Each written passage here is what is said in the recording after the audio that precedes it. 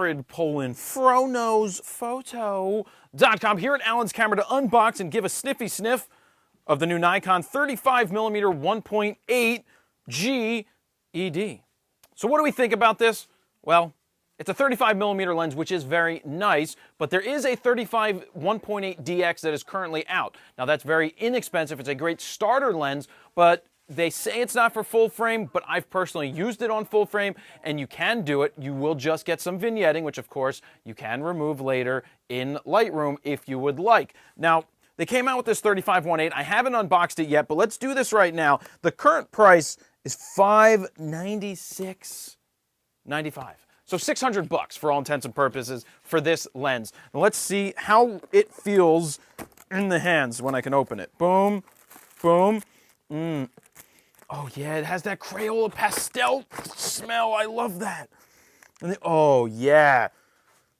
Oh, that's a mix between Upper Deck 1989 Ken Griffey Jr. baseball card, rookie year by the way, and Foot Locker. It was just like a mix. I love that Foot Locker smell. I used to just walk into Foot Locker when I worked at the mall just to sniff shoes. They looked at me like I was weird, but anyway, comes with your lens hood. Good thing. Here's the lens right now. Let's get it out of here. All right. So it's matching a lot of what the other 51.8s are doing. Ooh, I don't like the way that that feels and all. That's all right. It's okay. It's all good. So this is a 35 1.8G. It does have that same smell. You got your metal mount. Let's see, what millimeter are we at? We're at 58 millimeters on this. So how do I say it? It's probably a fantastic lens, but it's very light. It is very light. I was a little thrown off by the price when they first announced it. I would like it to be $150 to $200 less because it feels like a $399 lens. It doesn't feel like a $600 lens. Now, that's not saying that the quality isn't worth it. I'm just saying that $600 is a lot of money to drop on the 35 1.8. So we have to see. I'm going to do some sample photos, which you're going to see popping up on the screen throughout this review. You can download the raw files over on the website. Just click on the screen at any point. You can download those, and yeah, you can see for yourself whether this lens is for you based off of the test images. So really it's light. I love the 24-1.4. They have a 35-1.4. Sigma also makes a 35-1.4 as well. But for $600, I expected a little more out of it just feel-wise. So, all right, so I don't normally interrupt my own videos, but what I had to do here, being that this was a unboxing sniff test, which is a preview, it's not a full review, as I wanted to share some findings I had when I took the sample images that I wanted to share with you. So what you're looking at on the screen is the 35 1.8 G lens shot at 1.8, and this is for the FX camera. This is the raw file, so no corrections have been applied to this at all. Now, I'm not a major pixel peeper, but I'm allowing you to download these raw files that I put up so you can determine whether this lens is for you. So you can see there is a lot of vignetting out near the edges at 1.8. That is not a good thing on a lens. You don't want to see that, especially when you're spending $600.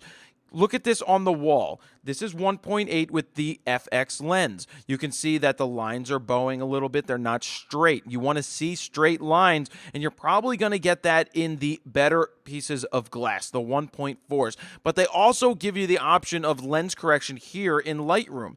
Now, they don't have the 1.8G lens for the FX camera in here yet, but I'm using the one from the DX, and I have to say, look at the difference. That's with it off, and that's with it on. Look how much straighter the lines are, and it gets rid of the vignette. So that's an option that you can do. But a lot of people go, what does it look like if you put a 1.8 DX lens on a full-frame sensor? And I'm going to show you that now. But actually, before I do that, yes, the colors are terrible. No corrections made. This is still the FX lens. I wanted to run it through. This is 1.8. This is 2.0. Then we go to 2.2, 2.5, 2.8. You can see how the vignetting goes away, and then boom, we throw the DX lens on a full-frame camera. Now, this is a DX lens. It wasn't designed for a full-frame camera, but I've used it in the middle of the range at, say, f4 or so to shoot video, and it hasn't been a problem. Yes, this is a ton of vignetting, and if I turn it on, yeah, We don't really want to mess it. It doesn't really do too much. We can get rid of it up to a certain point.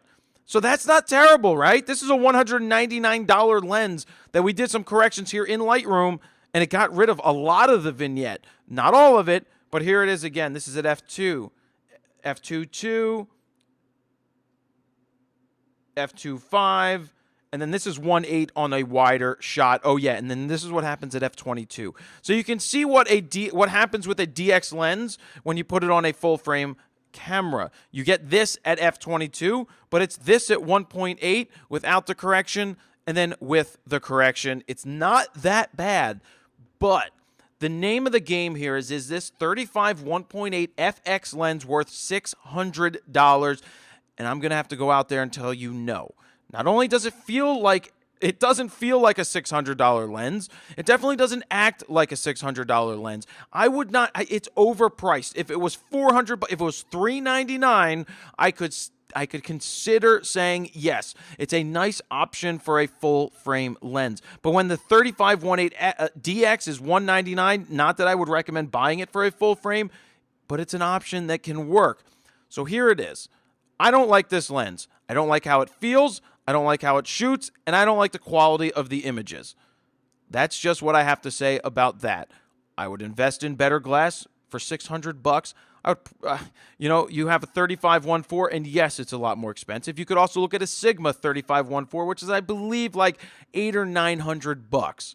That's if you want to go that route to get into that 1.4. A lot of people seem to like that Sigma, but that is where I'm going to leave it. I want to thank Alan's Camera for allowing me to sniff test and play with this lens. If there's any other Nikon lens that you would like to pick up, or you'd still like to buy this one, give them a call, 215-547-2841. And that is what I have. I'm not at Alan's Camera, but I was Jared Polin, FroKnowsPhoto.com. See ya.